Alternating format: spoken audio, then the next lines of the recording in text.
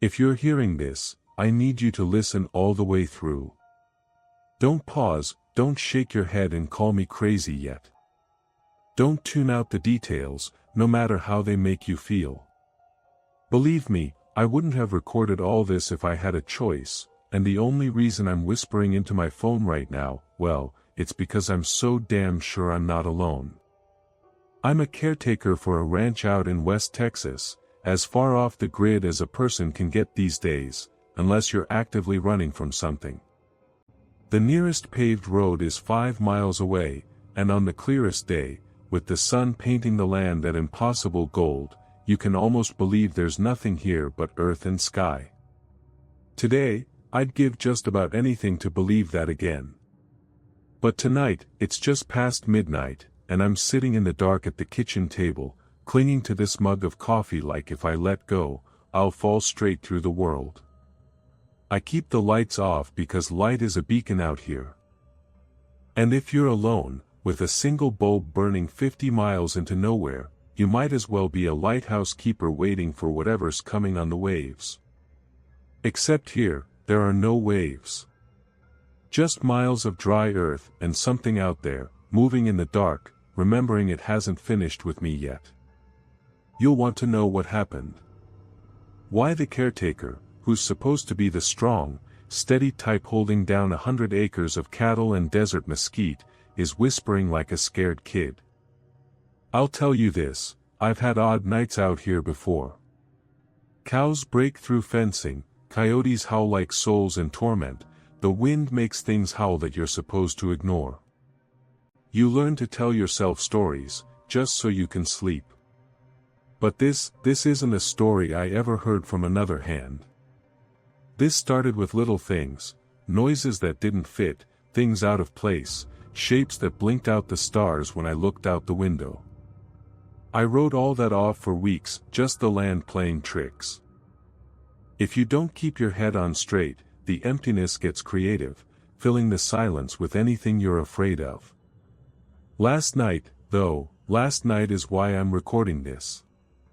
The old dogs started barking around 1 in the morning, sharp and wild, like they'd found something right up against the door. But there was nothing. Just air so still my own heartbeat felt criminal. Then, God, do I really want to describe it, I heard footsteps on the porch. Heavy, dragging, not right for a person, but not some animal, either. I watched as the handle to the door pressed down, slow as a deliberate thought. And I swear to you, I saw something through the window, pale, long-fingered, leaning into the corner of the glass. My first instinct was to freeze, and then my brain just refused to make sense of what I was looking at. Like when a dream shifts, and you know something terrible's on the other side but you wake before it gets to you. Only I didn't wake up. I just sat there, paralyzed, listening to my own breath while the thing outside scraped slow, deliberate lines into the wood with its claws. The dogs went silent. The night pressed in. For the longest second of my life, I thought it would come in after all. I counted every step as it dragged itself away, circling toward the barns, leaving a sick feeling in the night air and in my own bones that I haven't slept since. Every instinct I own says not to leave, not to draw more notice to myself. Stay still, stay silent, hope it looks for someone who isn't already marked. But I know what I saw. I know it's still out there. I hear it now, sometimes.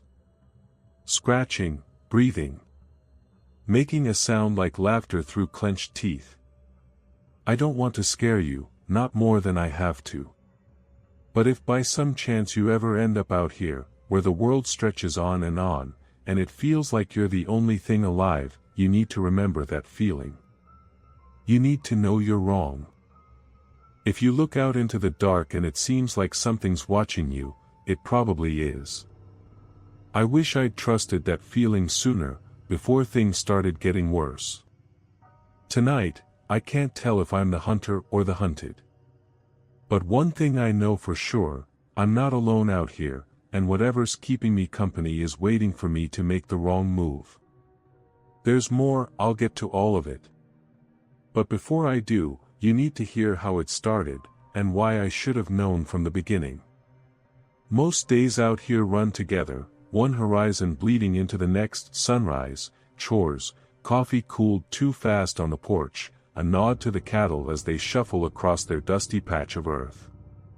The heat doesn't care whether you're a man, a dog, or a steer, it presses down all the same, like the whole sky is just iron hammered smooth and set to bake you flat. There's a rhythm to this work that gets inside your bones, if you let it, and for a while, I welcomed that kind of simplicity. I didn't always live this way. I'm not from ranch country, grew up on the edge of Houston, nothing bigger than a stray tomcat ever crossed my path. Worked day jobs, office jobs, things where someone always breathed down your neck and the walls never really let you breathe. I guess that's why, when things started to fall apart, marriage ending slow and cold, debt stacking up, my father passing after a long, silent illness, I started looking for somewhere I couldn't hear my own thoughts so loudly. My brother knew the owner of this place, said they needed someone reliable to watch the land after a string of careless hires. I told myself it would just be for a season or two until I figured things out. That was 3 years back. The ranch itself is old, over 100 years, if the dusty certificates and yellowed pictures in the office are to be believed. For miles, there's nothing but low hills, barbed wire fences, mesquite patches, and cattle with the ranch brand scored into their haunches. The house is squat and practical, shaded by a couple of twisted pecan trees the wind hasn't managed to kill. Outbuildings lean like aging drunks, but they're sturdy all the same. I get maybe 2 visitors a week, a mail truck cutting down the gravel drive every Tuesday, and sometimes Cal, the neighbor from 7 miles off, will drop by to trade news and extra eggs. Most of the time, it's just me, the dogs, and the land. And honestly, there's peace in that. Early mornings, I walk the fence line with a battered thermos, looking for breaks where the cattle could wander. A man has time to think out here, and he learns whose footsteps those are in the dust, which birds nest in the barn eaves, which bulls have the bad habit of butting the troughs when you're not watching. But sometimes, that silence turns on you. I've always said it's not the noises that bother a rancher, it's the sudden stops, the times when all you hear is your own pulse and you feel watched, whether by animal or memory or something stranger. Maybe it's how the sun sets out here, every color burning up before you're really done with the day, giving you that last hour of simmering gold before everything goes dark all at once. Lately, I'd started to notice small things out of place. Cattle spooked for no reason, bunched up at the far end of the pasture when there's nothing to drive them. The oldest dog, Bear, who's never given a damn about wild animals, started growling toward the north fence every evening just after sundown. Once, I found claw marks in the soft wood of the chicken coop, long, straight, too deep for a fox or raccoon. I patched up the fence, made a note to keep watch, but chalked it up to the ordinary strangeness of country life. Evenings pass slowly. I fill the barn with hay, check the water tanks, then sit on the porch and let the heat drain from my bones as the world goes blue. The sky in Texas stretches farther than seems fair. It lets your mind wander, and some nights I trick myself into thinking I could see Houston again, just beyond the last line of scrub, lights twinkling like a memory I hadn't worn out yet. I always sleep light. It's part of the job, storm might roll in, calves might get trapped, coyotes might get bold. My phone buzzes every few days with a check-in from the ranch owner, Mrs. Delaney, who spends most of her year in Dallas. She trusts me, I think, though sometimes I wonder if that's just because she's tired of finding new caretakers. She asked me once, in that polite way city folks do, if I ever get lonely.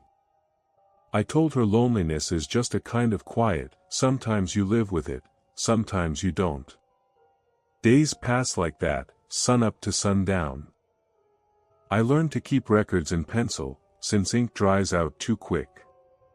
Kept my routines, wake up with the first calls of the mockingbirds, make coffee, haul feed, walk fence, check for snakes in the machinery shed, mend whatever needs mending. It isn't glamorous work, but there's something honest about it, something that settles a man's nerves, until the day something tilts sideways and you can't see straight for wondering what's changed. A week or so back, I noticed a section of barbed wire fence was wrong. Not just loose or snapped after a storm, but moved. 6 posts at the north edge of the west paddock, all shifted a foot inward, clean like someone had measured and set them in the night. No tracks, no scuff marks, nothing. The ground around them was smooth, the grass bent as if pressed by something heavy, then let up again. I circled it 3 times, checking for prints. I even called Cal on the CB, figuring maybe it was some kind of prank. He swore he hadn't been out that way. Must be the wind, or maybe the earth settling, he said, but neither of us really believed it. As I stood there with the sun crawling higher and the shadows bleeding away, I felt something strange rising in me. Maybe anxiety, maybe instinct, maybe the hair-prick realization that out here, you're only ever as safe as what you can explain. And for the first time since that quiet desperation led me all the way from city lights to the endless Texas plain, I wondered what would happen if one day, or one night, something set its mind on crossing from out there to where I was standing. I thought about resetting the fence, hammering everything back to proper order, but something held me off, not fear, exactly, but caution. The kind you get when you realize you might not be the only thing moving through all that quiet. That night, I double-locked the doors for the first time in months and let the dog sleep inside, just in case. It made the house feel even smaller. When I tried to sleep, I kept running my thumb over my calluses, counting each rough patch like a worry stone. Each little change seemed like it might mean nothing, right up until one day, it meant everything. If you'd asked me then, I'd have said routine keeps a man sane. It builds fences, it marks boundaries. But even the best routines are easy to break, especially if something else decides to test them first. When you live this far from the next soul, you learn to read the ground like a book. Small prints, big prints, the heavy imprints of hooves, the dainty scurry of rabbits, even the rare arc of a snake sliding through sand. But Caretaker fits every piece into the daily ledger of life. Most of the time there's a pattern to local trouble, at least enough to settle your mind. But lately, the patterns hadn't been fitting. It started subtle. A low, anxious murmur among the cattle in the gray dawn, so unsettled that even Bear kept pacing along the fences. I found them bunched at the furthest corner, more crowded than usual, every ear pointed away from the north boundary, like there was something pushing at them I couldn't see. I walked that fence again, making myself trace each post with gloved hands, nodding at the familiar nicks and patches. That's when I saw the tracks, not hoof or paw, but something longer, dragging, too wide for coyote, too narrow for man. The ground here is hardpan and sand, but right along the fence line, I counted 4 impressions, parallel and oddly deep. No distinctive claws or paths. Just long, swooping gouges, maybe 3, 4 feet apart. The dogs sniffed and bristled but wouldn't cross them. I squatted to study the nearest one, and for a second, the world narrowed down to the wind, and me, and that track, that unaccountable mark teasing the edge of understanding. You don't get to admit you're spooked, not out here, so I took pictures on my old phone and told myself some animal had stumbled, or maybe a wild hog dragged its belly. I patched the fence where the posts had shifted, even though nothing really needed fixing. As I hammered the last staple, the sun cleared the hill like it always does. For a brief heartbeat, though, I felt small. Exposed that I tried to shake it. Loaded the feeders, cleaned the salt lick. By late morning, the usual veil of routine had settled over the place again. Mrs. Delaney called from Dallas, her voice crisp, full of concern that didn't quite reach the distance. She asked if I'd gotten her package, salt cubes, mineral supplements, and a box of books I'd never admit I'd requested. We chatted about the price of hay, her plans to visit in August, nothing unusual. Just as we were about to say our goodbyes, she hesitated. "You're all right out there, aren't you?" I heard a tone beneath the words, maybe guilt for leaving me on my own, maybe memory of something she hadn't said. "I'm fine, Mrs. Delaney," I lied. "Just the usual critter mischief." She thanked me again and hung up. For lunch, I sat under the porch with the dogs and tried not to overthink the weirdness of the morning. But when I glanced out at the windmill, I saw something glinting on the sand, silver, like a coin. I walked over, expecting to find some old bit of wire or machinery. Instead, I found a pile of stones arranged in a tight spiral, each one balanced on end, just big enough to catch the light. There were no footprints, no drag marks, nothing to explain how they'd arrived. My breath slid out of me sharp and cold. I almost knocked it apart right then, but the strangeness of it held me, like a gallery piece in a room you shouldn't enter. Later that afternoon, Cal's old Chevy rumbled up the lane in a cloud of dust. He's my nearest neighbor and closest thing to a friend these days, tall, with a face carved by weather and ancestry, someone who understands a quiet more than he talks. He pulled out a cooler of beers and we leaned against his truck as the sun started to drop. We made the usual small talk, cattle costs, an old windmill finally giving up the ghost, rumors of wild dogs spotted in the next county over. Then, after a silence stretching a bit too long, I told him about the tracks and the stones. I even showed him the pictures on my phone. He squinted, then shook his head. "That ain't coyote. I don't know what leaves marks like that.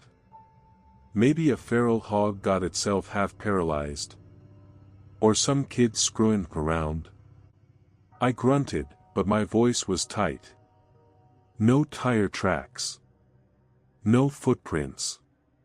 He finished his beer and stared off toward my north fence. "You know, old Arlo used to say there were things out here didn't mind a fence one way or the other." I tried to laugh, but it sounded hollow. "Ghost stories for bored ranchers, huh?" Cal's eyes got distant. "Might be. But my granddad wouldn't camp in these parts. Said the land remembers things. He left just before sundown, thumping my shoulder. Don't overthink it. But do me a favor, all right? Lock up everything tight tonight. And another thing, maybe don't be alone after dark, if you can help it." That left me cold. The sort of chill that slides beneath your ribs, keeps your mind chewing through the same warnings you used to ignore. After he rolled away, dusk started pooling in the low corners of the ranch, and the wind swung a broken gate just enough to sound almost like footsteps trailing the path Cal's truck had taken. Bear wouldn't go near the spiral of stones.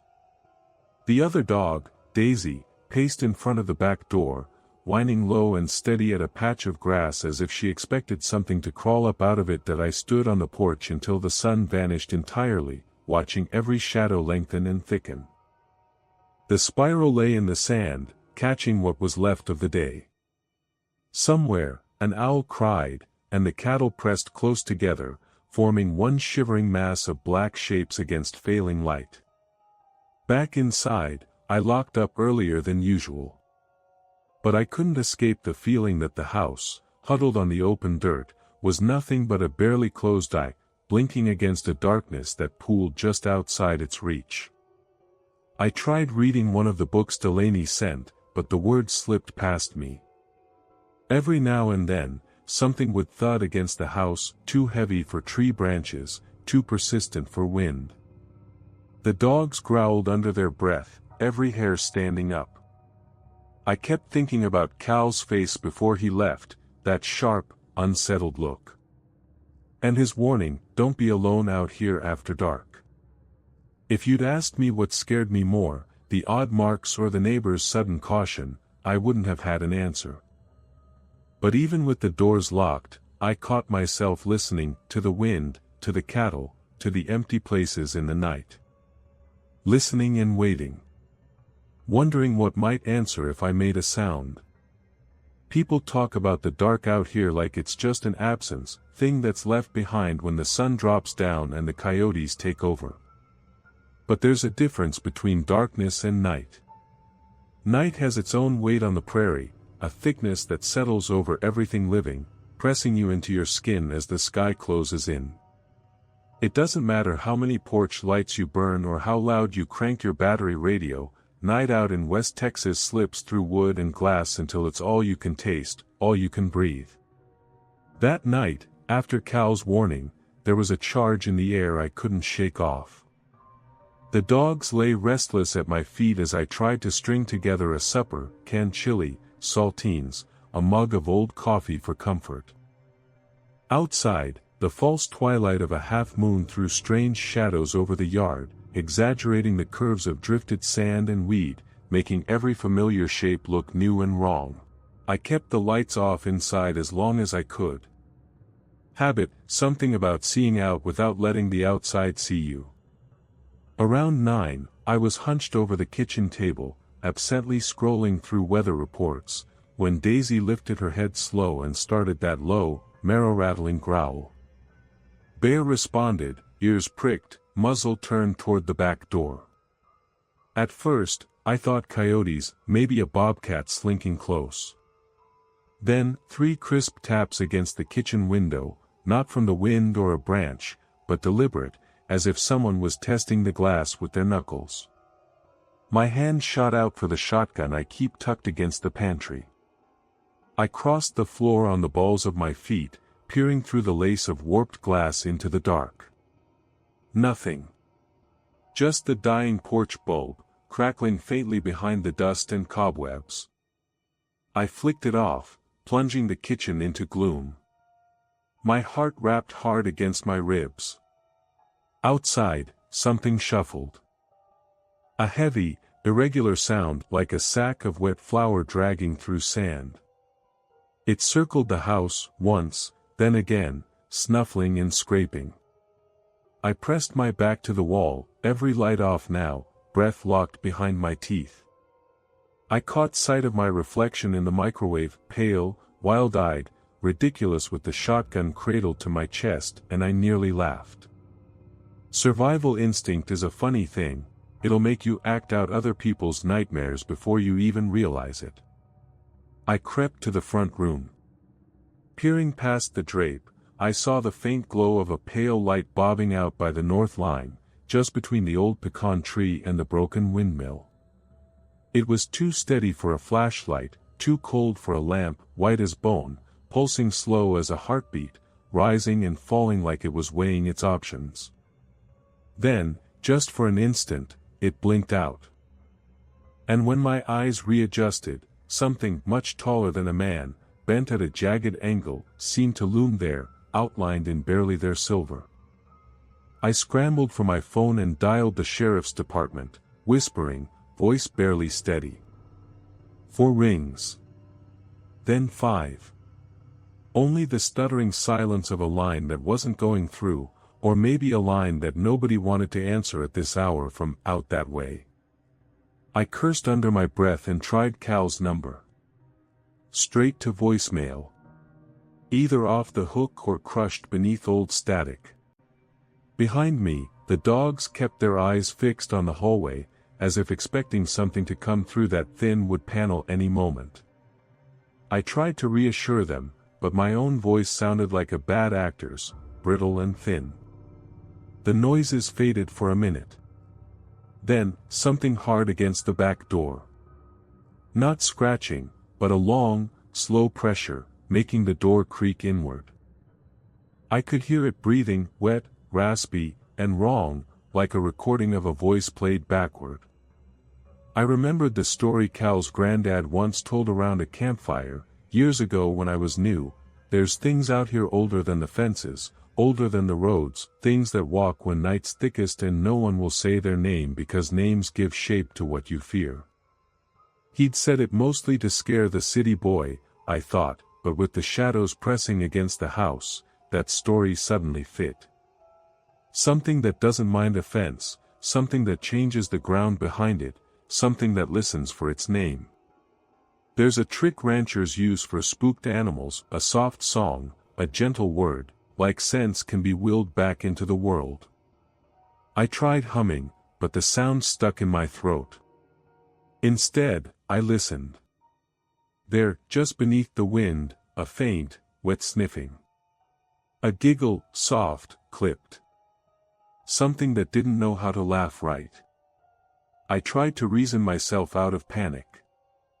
Maybe some drifter, drunk or badly needing shelter, had wandered up. But what person leaves no tracks, no shadow, moves in circles around the house while the dogs lose their minds? Minutes crawled by. The shuffling dropped away, replaced by the silence so complete that the ticking clock on the wall sounded obscene. I counted that silence like steps, 10, 20, 100 seconds, until finally, I heard the smallest click from out by the barn.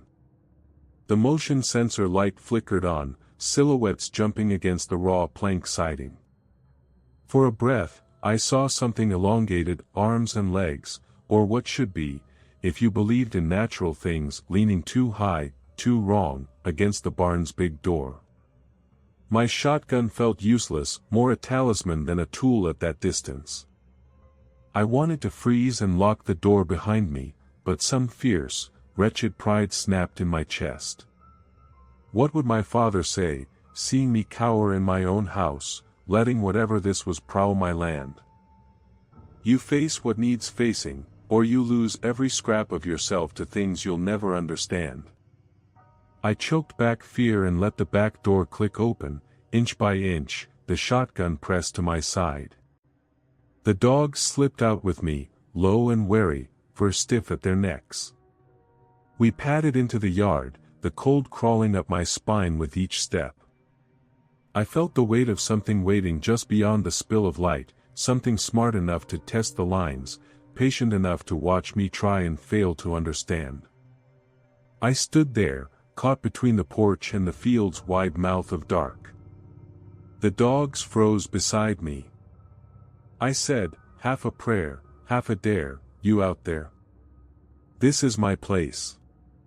The only answer was a distant, bubbling laugh, carried on a wind that smelled strange and heavy, like burnt metal and rain after long drought. I squared my shoulders, set my jaw, and stepped off the porch for real, deeper into the delicious, hollow dark. If something wanted to show itself, I wasn't about to let it think I'd run. But I couldn't shake the taste of old warnings, clinging sweet and sharp on my tongue. I wasn't sure if I was hoping for proof or begging to be wrong. And as I went, every nerve in me sang the same line: from this point on, nothing was ever going to be simple again.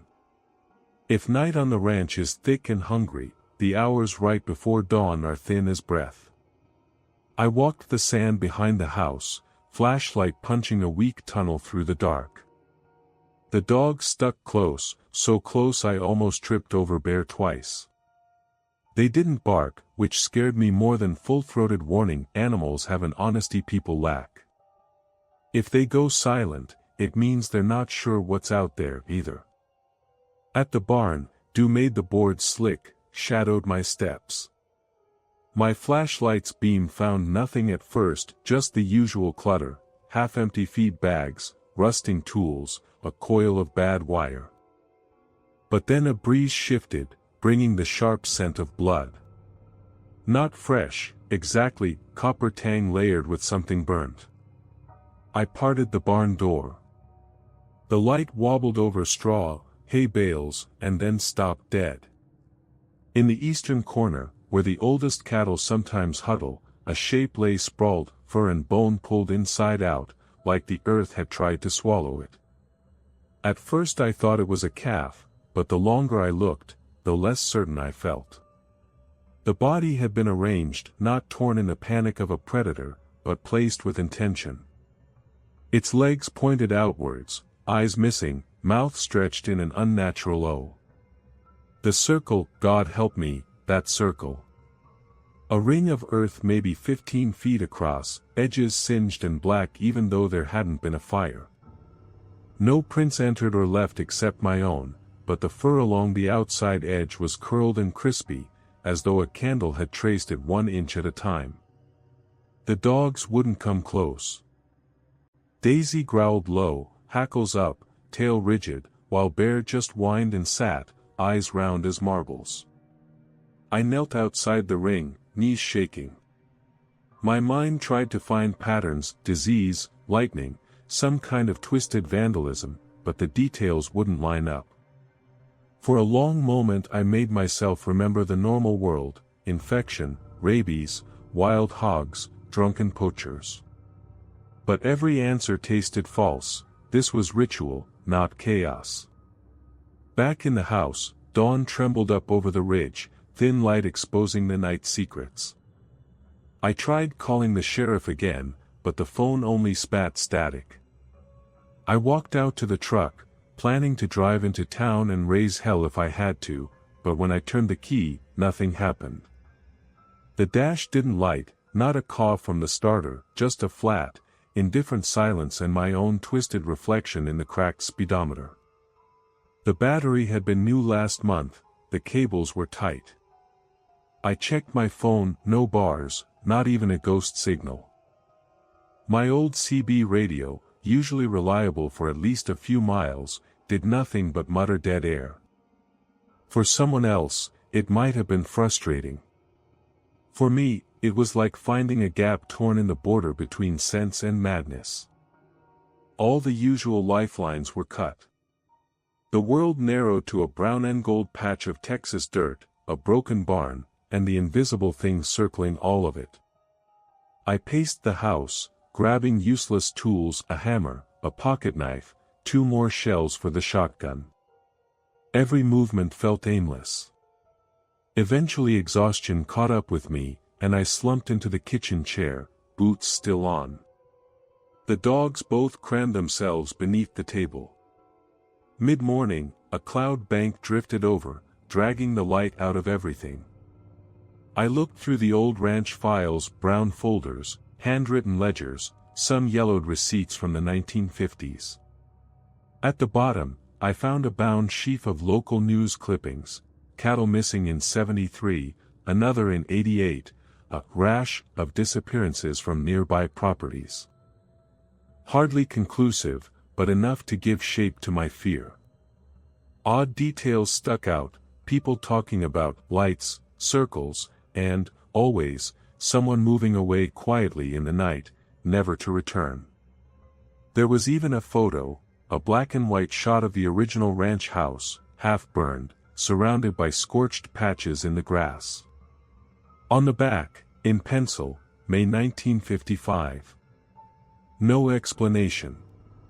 Town sheriff said lightning, but there was no storm. My hands shook so badly I nearly dropped it. I tried to piece together a timeline, but my thoughts kept slipping back to the barn and the animal in the circle. I would have thought it was all some long joke, a prank to scare the caretaker, if not for the phone, the engine, the way the dogs hadn't stopped shaking. Lunch passed, then afternoon slid by.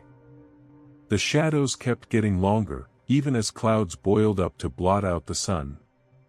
Sometime around 4, I caught movement near the old windmill. Something tall and gaunt, half seen, a flicker on the edge of vision. I squinted, stepped off the porch, called out, "Anybody there?" My voice echoed, flat and ugly. Nothing answered, nothing except a sudden shiver in the mesquite, a pulse in the spiraled stones I still hadn't scattered. I went out with the shotgun, feeling like a child carrying a stick against a monster under the bed. Halfway to the windmill, a cold wind whipped up, scatters of sand pelting my face. At the base of the structure, nothing but the empty churn of disturbed earth, same unnatural markings I'd seen before, circles, long swooping gouges, lines that made no real sense. The metal of the ladder was colder than ice, though the sun should have baked it molten. A swell of paranoia rose in me. I felt eyes in my back, in the sky, behind every grass blade. Even indoors, every window seemed like a lurking threat, the peculiar conviction that if I looked too long, something would be looking back. I tried the truck again at dusk, dead. I even walked out to Cal's gate, boots crunching the dirt, the dogs pressing close. His drive was empty. No mail truck, no sign of anyone in or out. I went back, every footstep heavy, suspicion blooming. Was I the only one left out here? Dusk finally bled into night. I made a show of routine, locking the doors, feeding the dogs, lighting lamps one by one. But some routines are just a mask for fear. Since the phones were dead, I took out a battered notebook and scribbled everything I could remember about the circles, the animal, the marks. The more I wrote, the less sense it made. Cracked logic crawling over the page. At 11, the wind died. The silence shattered my thoughts, no crickets, no cattle lowing, nothing but the pulse of my own blood roaring in my ears. And then it started again, first a scratching at the back door, then a long, slow knocking, as though someone used the flat of their hand. Not frantic, not angry, steady and patient. I sat, shotgun ready, and told myself to stay calm. The dogs huddled in a corner, totally silent. I wanted to scream at whatever waited on the other side of that thin barrier, but the sound died in my throat. Instead, a wordless, bone-deep certainty filled me. I was being inspected, weighed, measured. Whatever was knocking already understood everything it needed to about me but hadn't decided what to do with that knowledge. Midnight crept closer. Something passed by the kitchen window, just a shadow, an impression of height, of crooked elbows and knees. It lingered. I could hear its ragged breathing, so close I imagined I could feel the frost from its lungs. My chest thrummed with rabid fear, but I forced myself up, forced myself towards the motion. I whispered, a warning or a plea, I'm not afraid of you, even though it was a bald-faced lie. For a moment, the night thickened and paused. And then, as the clock struck 12, a hand, too many joints, skin the color of old bone, pressed gently against the glass. The glass bowed, then snapped back. I raised the shotgun, finger trembling. But the thing outside only bent closer, just one, enormous, empty, staring deep into me. The cool scent of burnt earth and rain filled the kitchen.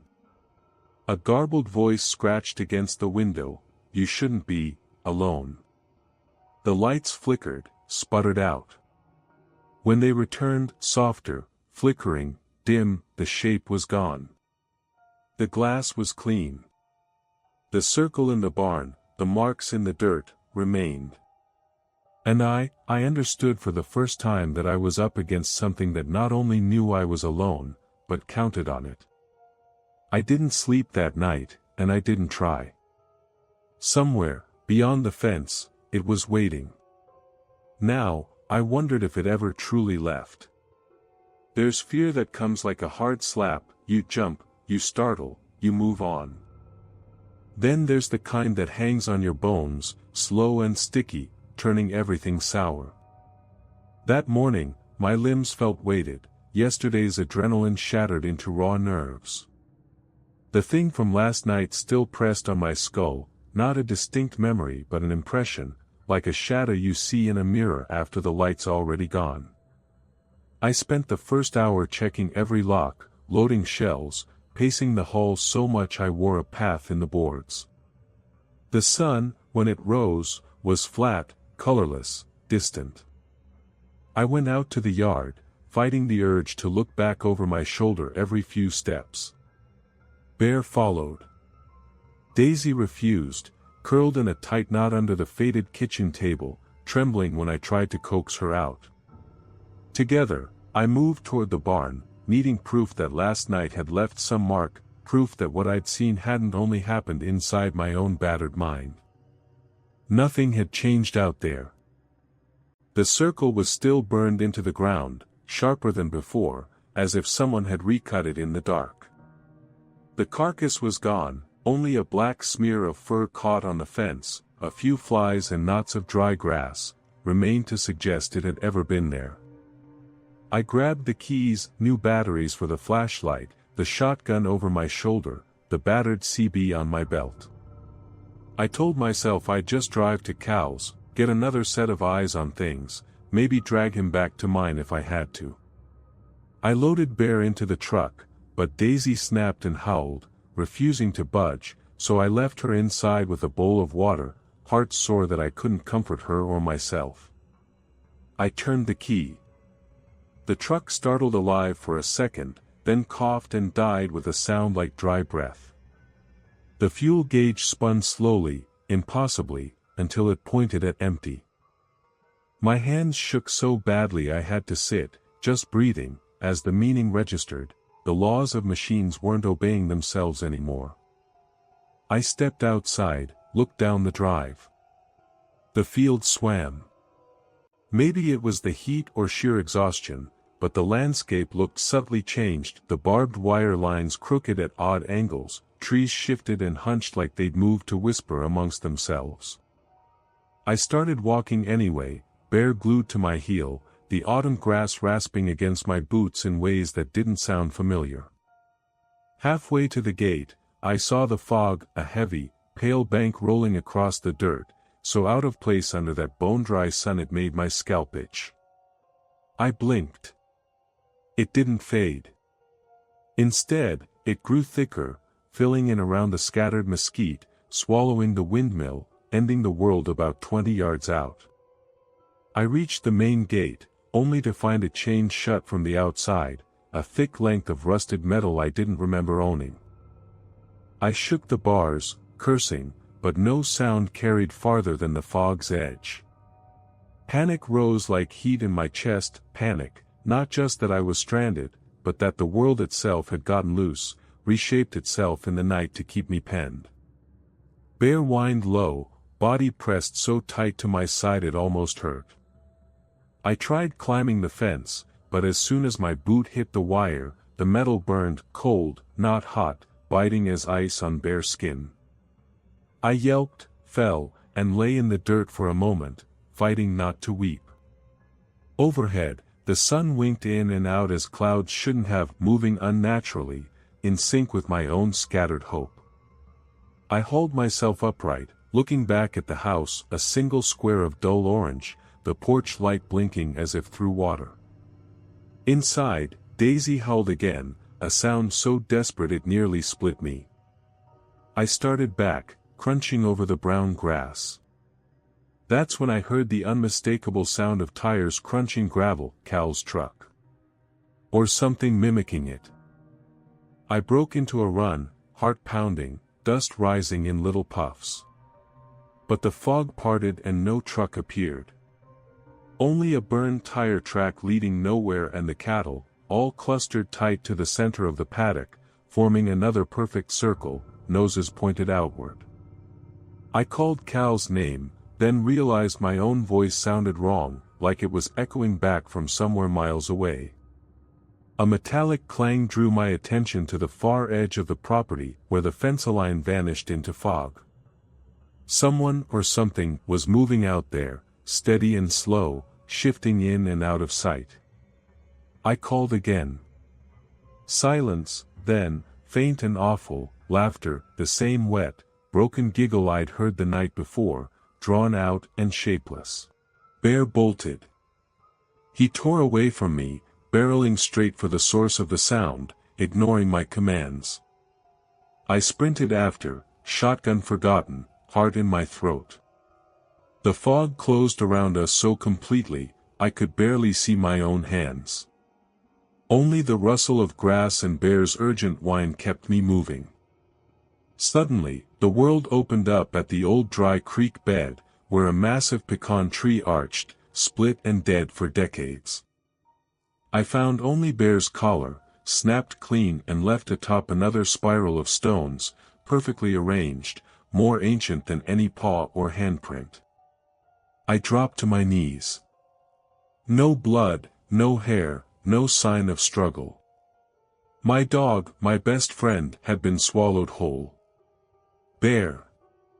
I bellowed, voice crumpling under the weight of so much emptiness. My call trailed into a silence so total it felt like the world had gone deaf. That's when I saw it.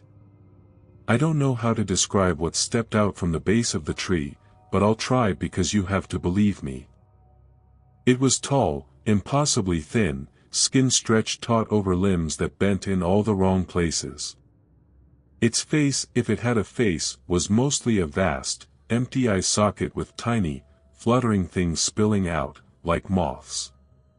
Its mouth hung open and something inside moved, dark and slick. The air around it wavered, distorting as if behind heat, and it exuded a stench of scorched earth and singing meat. It stared at me, and in its gaze I felt every moment I'd ever been alone, all the empty hours, all the silent regrets, pressed back onto my heart 1,000-fold. It raised one hand, fingers longer than any finger should be, and beckoned. When it moved, time zigzagged, 1 second over sharp, the next slow, syrupy. I wanted to run. My body planted me there, paralyzed. Then the thing spoke, not with a mouth, but through the air itself, shaking something inside my bones. You know me now. You called me when you came alone. I broke. Instinct roared up, puppet string panic.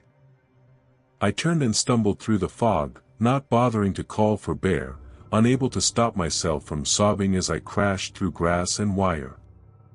I hurtled back into the yard, slamming the house door behind me, chest heaving, gun useless in one shaking fist.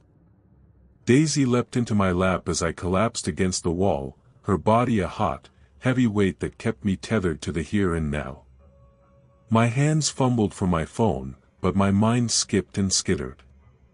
If there was any chance I wouldn't make it out of this, I needed someone to know, even if it was just my own memory left behind.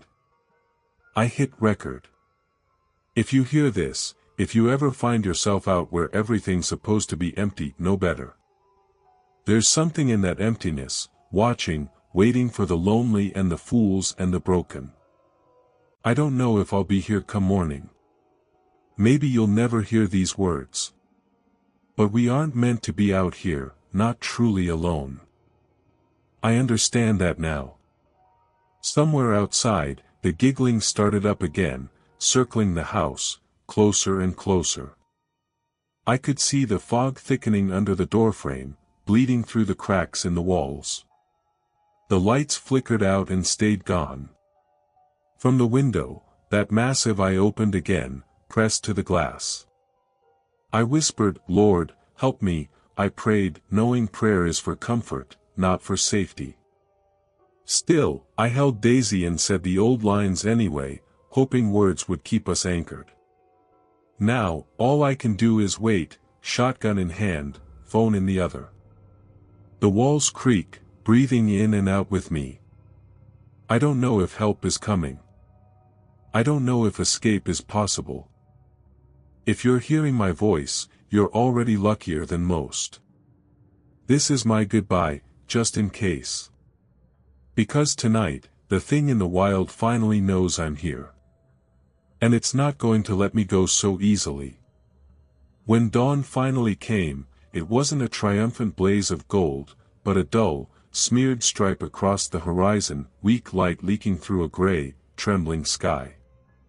At some point, I must have slept, my mind drifting up and down between desperation and oblivion as Daisy's heat pressed into my chest and the shotgun made a bruise across my knees. My first real memory was of the house growing cold.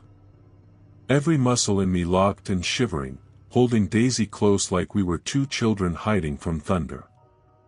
For a moment, I thought I was dead. You get to wondering about that, when the worlds come apart so entirely around you. The light was wrong, the silence too deep. No giggling. No scratching at the door. In those first seconds, part of me refused to move, afraid whatever waited out there was only pretending to be gone. But hunger and the dog and the ache in my shoulder, something must have happened there. A deep purple bruising I couldn't place, dragged me upright. Daisy, for all she'd endured, wagged her tail and licked at my chin, her whine trembling but alive.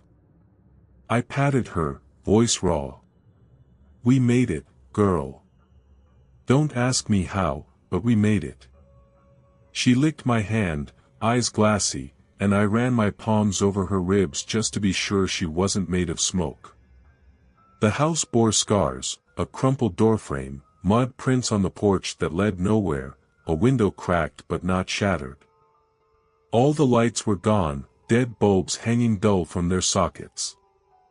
I staggered to the kitchen sink, ran the water brown and slow, then splashed my face. No trace of fog, inside or out. Yet the smell lingered, sweet and spoiled, clinging in the corners. I stepped outside, Daisy close and jittering. My boots felt heavier, like I was walking through water. The yard had changed.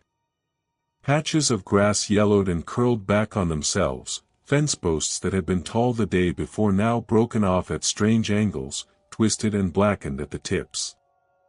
The spirals of stone still stood, but where yesterday they seemed almost delicate, this morning they looked ancient and immense, half-sunken, as if the earth had grown tired of hiding them. My truck sat slumped against the barn, battered but whole. I tried the key, miracle of miracles, it stuttered to life, engine coughing like it had a bad hangover.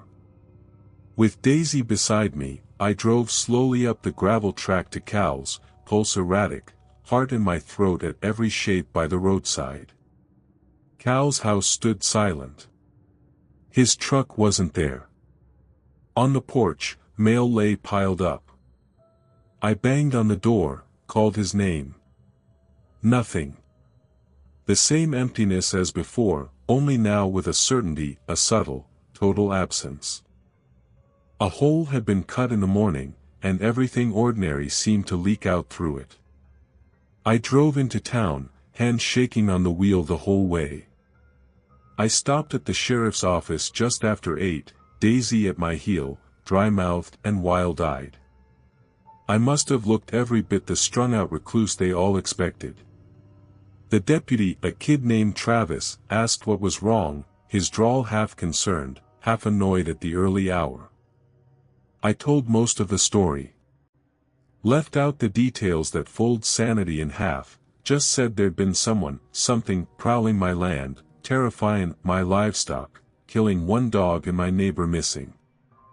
I mentioned circles, burned earth, movement in the night. Travis scribbled notes, looked me over, asked if I'd been sleeping okay or if maybe I'd gotten into some bad medicine. I wanted to grab him, shake him, make him listen, but my hands would only tremble. Eventually, he promised to send someone out and wrote up a report. It's rough out there, being cut off like that. Some folks see things. He shrugged, almost kind. It'll pass, I bet. Best stay near town a spell, if you can. I drove back as slow as the truck would go, Daisy panting quietly at my side. My phone buzzed to life 1 block from city limits, a full bar. My first missed call was from Mrs. Delaney, who left a rambling message about fencing and payment and nothing about monsters or missing men. Back on the ranch by noon, it felt less like home than ever. The house, with its empty sockets and stained floors, felt hunkered, traumatized, the air heavy and weird. I walked the fence line, forcing routine over the ruins of my night, patching wire I'd already patched, steering the cattle away from the blackened grass. Time stuttered forward, everything ached, but nothing happened. The daytime sun pressed everything flat and colorless. No giggling. No eyes at the windows. For the first time in days, I wanted it, a sign, a sound, anything to make the waiting less unanswerable. I called Cal again, let it ring until the machine picked up. No answer. Instead, I called Mrs. Delaney and told her straight up that I needed a weekend away. She didn't argue, just told me to do what you need to do. That night, I sat on the porch with Daisy and listened for any sign life might return to normal. At the far end of the field, the grass whispered, bending against a wind I couldn't quite feel. The spirals, half lit by the last light, seemed closer than before. Maybe I was just overtired. Maybe the world seems due mend if given enough time. As the sun sank, the porch light flickered, dead bulb, no power, but I could swear something moved deep in the field, just beyond my sight. Daisy tensed, her nose twitching, ears up as if she remembered what I could never forget. I whispered to the dark, more confession than warning, you're never really alone out here. I know that now. I know it the way you know your own name. Something rustled in the grass. Daisy pressed closer to my knee. And I listened, pulse racing, knowing the night and whatever else was waiting would always be just outside the reach of any fence I built. You'd think daylight would wash out the memory of terror, that the sun would reclaim anything the night had borrowed. It's not how it works. The days since have become their own kind of haunting, a cycle of chores and silence, with nerves strung tight as wire, straining for some new proof that the ordinary has returned for good. But the ordinary never really comes back after you've seen the world slip sideways. I thought normalcy could be built by force. I tried, fixed the barn door, reseeded the patches of burned grass, replaced bulbs that still flickered when the sky went gold. Cattle numbers held steady, but they huddled together long after dawn, and the dogs track every shadow, tails low. Daisy, once bold, now refuses to cross past the porch without me. Even the mockingbirds are quieter, their calls less playful somehow, as if they sense the change. Rumors started as soon as I went back into town. At first, it was just sideways glances, me, the outsider, suddenly the punchline of a cautionary tale older than anyone wanted to say out loud. A week later, I heard the stories straight. Mrs. Welling at the hardware store mentioned, strange lights out Cal's way, a cousin of hers worrying about the cattle riling for nothing, kids daring each other to leave rocks in spirals anywhere near my fence. I tried calling Cal every evening, alternating between hope and acceptance, but it's always the same, no answer, no word. The post office says his box is full.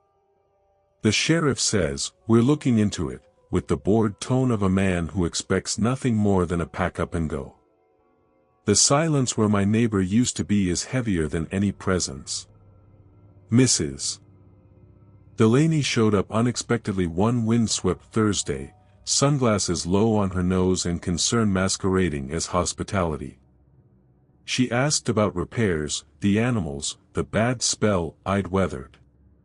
When I told her some of the truth, strange marks, missing pets, how the phone and truck had gone dead, she flinched but didn't seem surprised.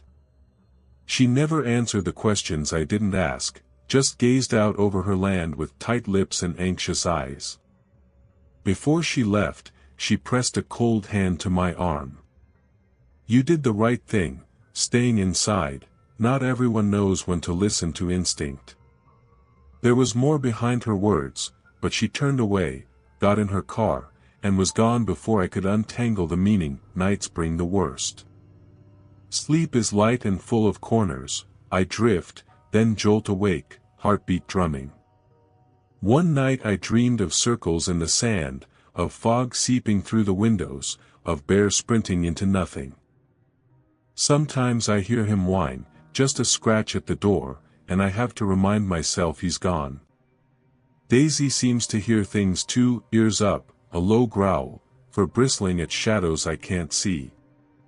Some mornings, I wake to find the furniture shifted ever so slightly, not how I left it. Sometimes a smooth stone appears on my porch, balanced on its edge in the cool pre-dawn, circled by dust. I sweep it away each time, but it always returns by the next sunrise.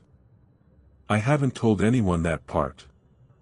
I got a letter a few days ago from someone in town, anonymous, just a single sentence scrawled on the back of a flyer: "Don't answer the voices, no matter what they sound like." No explanation, no signature. That scared me more than anything, a sign I wasn't the first, wouldn't be the last. Yesterday, just as sleep finally threatened to take me, I heard laughter, bubbling up from the dark edge of the pasture, just as broken and raw as before. I turned off the lamp and lay still, Daisy pressed trembling against my side. Tonight, as I record this, I can hear something shifting in the grass between the house and the barn. There's a scrape, a knock that isn't the wind, and a voice, almost familiar, almost like Cal, calling from the hollow dark, "Hey, it's all right, just open the door." I clutch Daisy tighter, heart pounding so hard I'm afraid whatever's out there will hear it. The warning from the letter sweeps through my mind like a fresh, cold wind: don't answer the voices, no matter what they sound like. I want to believe I'm safe, that morning will chase it all away. But I know better now, and if you're out here, I hope you believe me before you hear your own name spoken back to you from a mouth you can't see. If you hear a voice in the dark, don't answer. Whatever it is, it knows you're alone now, too. It's late again.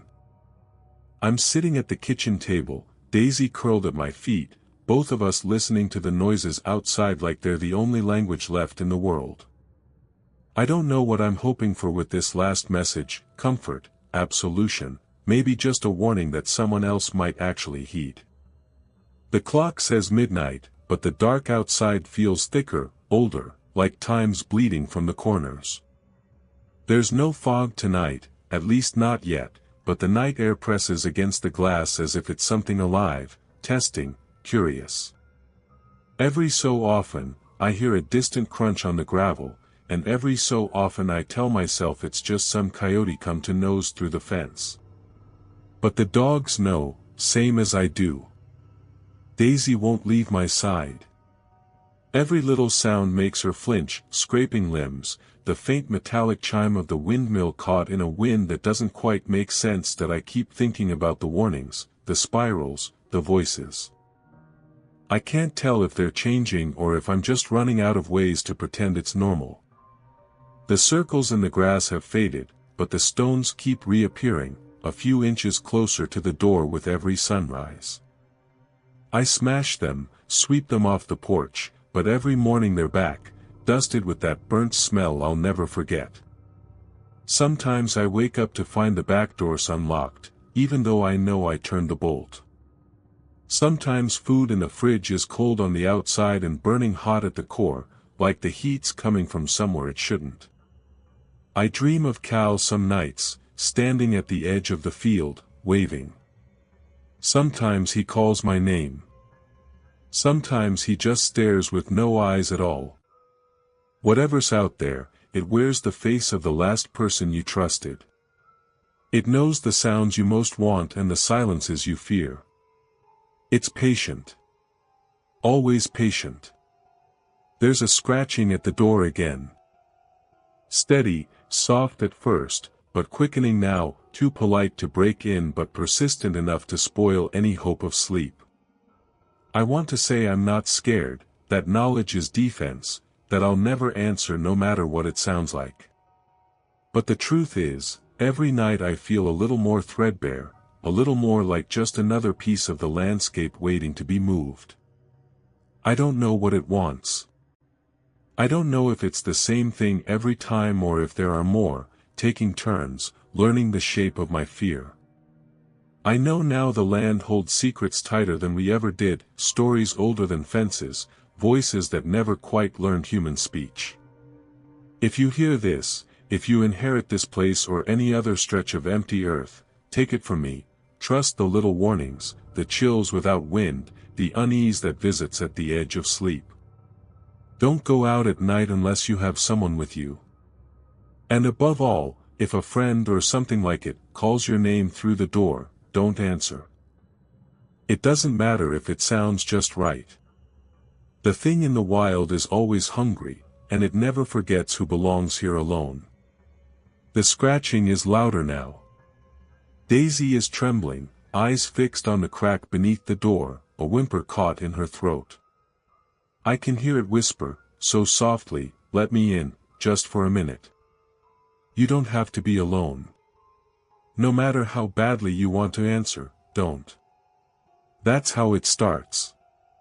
So I'll keep talking, keep recording, in case anything's left when this night is over. Maybe someone will listen. Maybe someone will heed what I never truly understood until too late. What else is out there, waiting for someone alone? I don't know. I hope you never have to find out.